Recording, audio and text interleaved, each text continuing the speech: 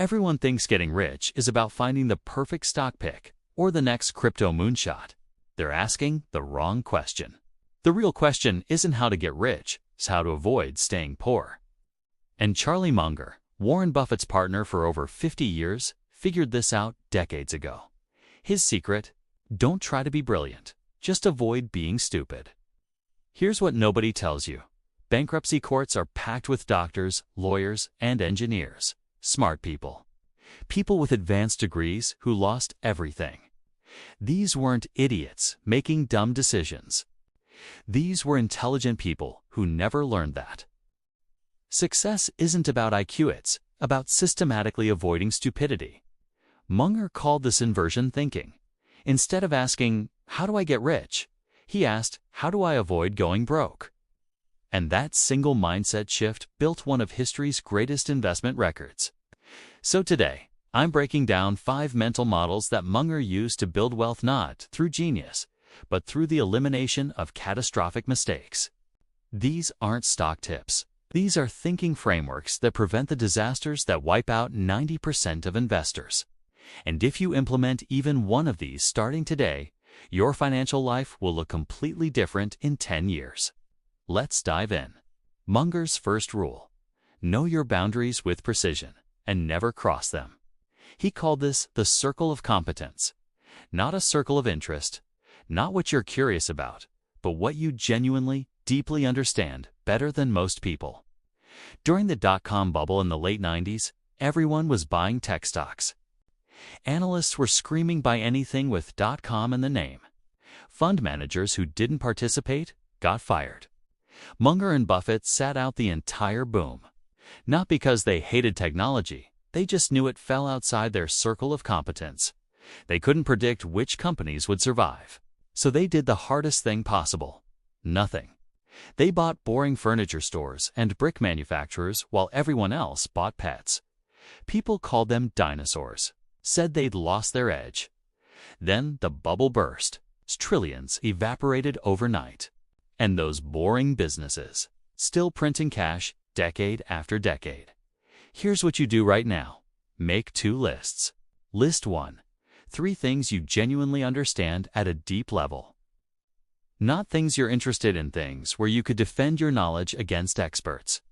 List 2. Every investment decision you've made in the past 5 years. Now compare them. Every decision outside your circle of competence probably lost money or underperformed. This exercise is painful.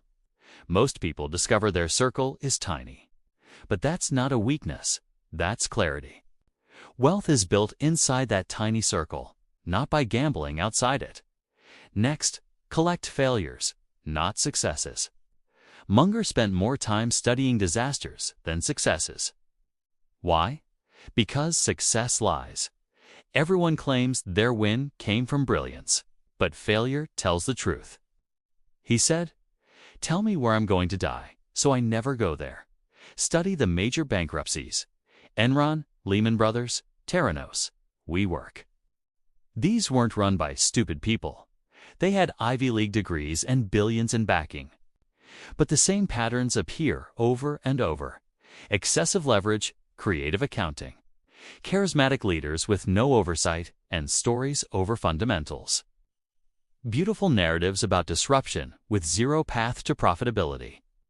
The story works until it doesn't.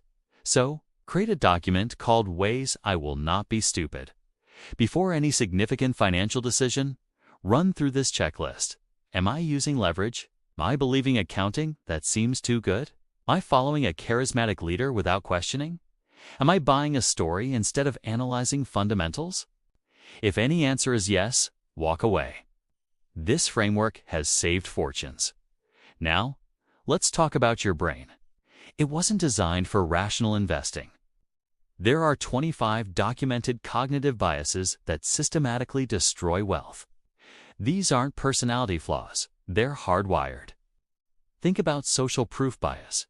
Everyone's buying, so I should too. This drove every bubble in history. Or commitment bias, where you ride stocks to zero rather than admit you were wrong. Or recency bias, where after a crash, you think crashes happen constantly. Intelligence doesn't protect you from these. So before any major decision, ask yourself, am I buying because others are? If yes, wait 30 days. FOMO isn't an investment thesis. Have I publicly committed to this? Yes, pay someone to argue against you. Am I overvaluing this because I already own it? Ask if I didn't own this now, would I buy it at the current price? Is recent news warping my judgment? Look at 10-year data, not 10-day data. These questions slow you down. That's the point. They protect you from your brain's worst instincts. Here's a counterintuitive truth. The financial industry runs on the lie that activity creates value. Trading generates commissions. Advice generates fees. Everyone profits except you. The data shows the opposite. Munger called his strategy, sit on your ass investing. Find wonderful businesses at fair prices, buy them, and do nothing for decades. The math is simple. A stock returning 15% annually turns $100,000 into $400,000 in 10 years. The same return over 30 years. 6.6 million. Patience doesn't add returns, it multiplies them. But most investors can't sit still. The average investor earns roughly 3% annually, while the market returns 10%. That's 7% gap. Pure behavior. Impatient decision-making. Set this rule right now. Any investment you make gets held for a minimum of 5 years unless the fundamental thesis changes. Not unless the price drops. Not unless better opportunities appear. This will feel impossible. Ignore the noise. That 7% patience premium compounds into more wealth than most people accumulate in their entire careers. Finally, enforce the simplicity standard. Munger said, complexity doesn't create value. Complexity hides risk. When long-term capital management nearly destroyed the global financial system, their strategy required Nobel Prize winners to understand. It collapsed in weeks. Complexity enabled catastrophe. The most durable fortunes come from simple businesses. Coca-Cola sells sugar water. See's Candies makes chocolate. Geico sells car insurance. None require genius to understand. That's why they work. Here's the test. Before investing in anything, explain it to someone with no financial background. They don't understand it in 3 minutes. You don't understand it either. Walk away. This eliminates 90% of investment opportunities. Crypto strategies. Too complex. Structured financial products. Too complex. That's not missing opportunity. That's avoiding catastrophe. The sophistication that impresses people is the complexity that bankrupts them later. These 5 ideas work as a system. The Circle of Competence defines your boundaries. The Failure Collection shows patterns to avoid. The Bias Budget counters irrational thinking.